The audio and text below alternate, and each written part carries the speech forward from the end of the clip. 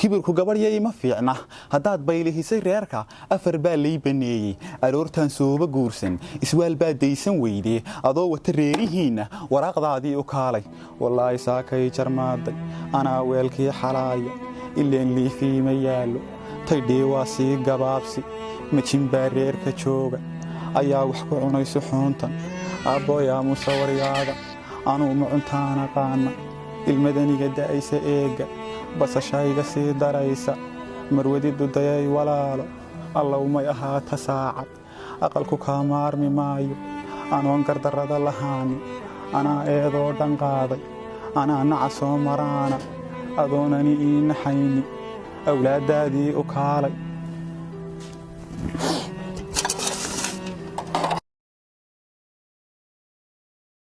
tolaydiya waayaheeda tixdiya laba kale rogeeda ragow qaladoo dhan yaale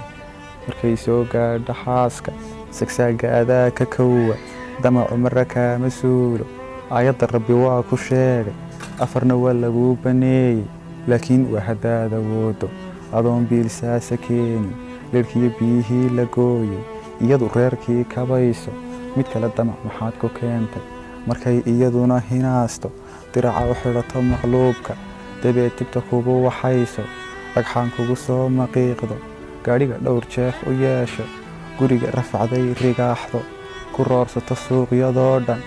ada xamiliyo waryaahe haddii yaani biyo kulaylsan adoo hurdo kugu hamsiini